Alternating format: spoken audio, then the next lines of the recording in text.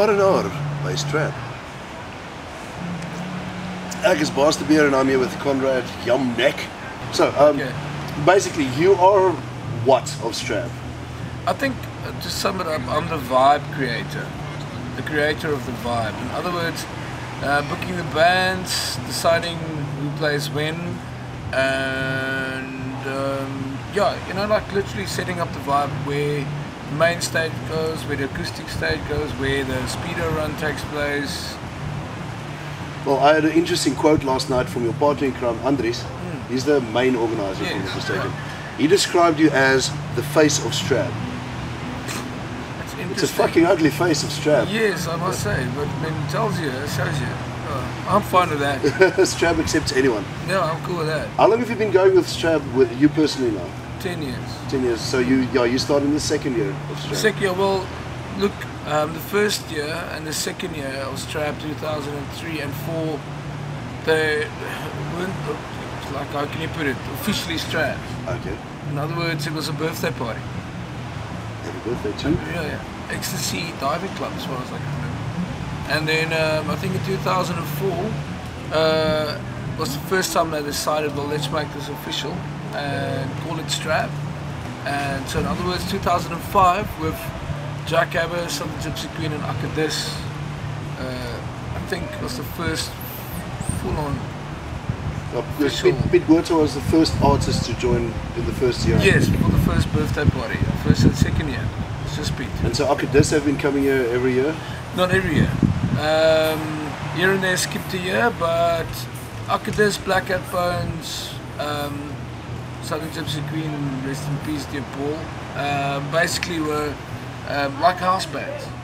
Okay. You know, like, you can't do STRAB without those guys. No, I mean, I was thinking now that just watching Akadis play last night, they embody STRAB for me.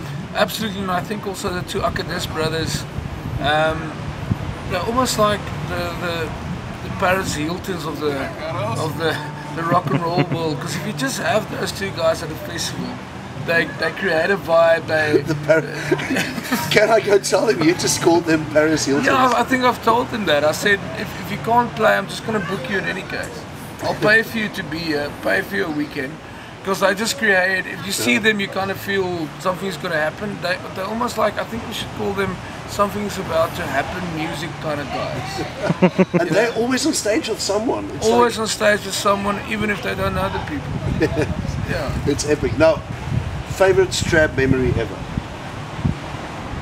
Almost impossible. There's so many. In the beginning, one of the first years I went to one of the Sabines, had a few drinks. What happened was a dog ended up following me the whole weekend. If we were like sitting like this now, it would have been sleeping right there. Literally everywhere. It literally ran after the car when the day we left, and it was one of the saddest moments of my life when I left. There is Bacchusnell falling. It's a crazy story. He was drunk, and then somebody took him and said, "Hey brother, sit here, you're right." And in his drunkenness, and logically he's blind, he thought he was sitting at the bar and leaned back and fell. And he was sitting on the edge, on the railing, and fell back. Everybody went dead quiet, and as we ran down to help him, he was on his way back already. And so I think that year we said, we drink ourselves blind, he drinks himself, you know, sighted. Yeah, he can see. It is absolutely impossible. It is really. Every time, that's why it's called Subterranean Rhythm and Blues Experience, because every single time is an experience. It's a brand new experience, and I think between me and Andries, the great combination between me and him organizing it is he's the what shall we put it? He's the more corporate mind, organized, sort of organized in the sense that, I mean. He kind of like keeps it together so that this is my left brain or my right brain, the creative one doesn't run away, you know, because I don't think money. I think, but fuck it, that must happen, you know, I don't care, put them on, you know, let them play. Yeah, but remember, and I think every business kind of needs that. Of course. You know, because that makes it a business. And this is a business. It's absolutely. So sometimes, you know, it'll be very interesting with us. I'll chat. I'll tell him we must get this guy. I'll go, he's this much, and Andries will go, why?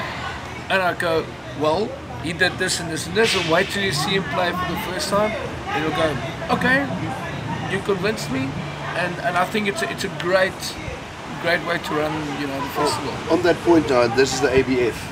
Absolutely bloody final question.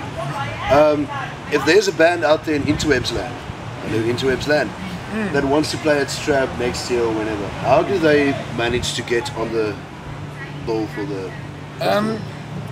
We run it in a complete different way than any festival. Well, not any festival, but most festivals. I hate competitions.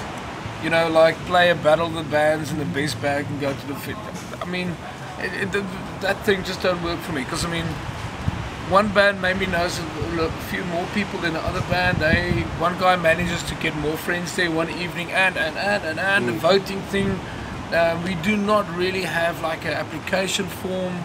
I think it happens. You meet the right people, and you hear about something happening.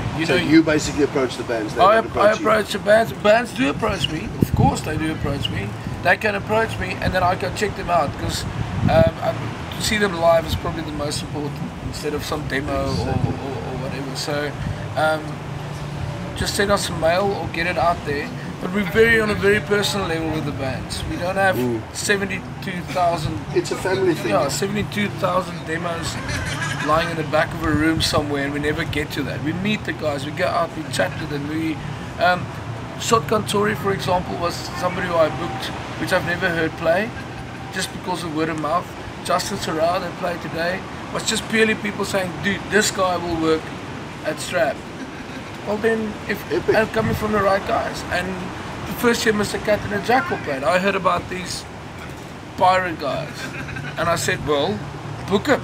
You know, what can be better than that? You know, so and I think it's a cool way to get the bands in that you don't see on all the other festivals. I like it. Well, listen, on behalf of everyone at STRAB 2013 and it's ever been here, thank you guys for organising the regtige befokte festival.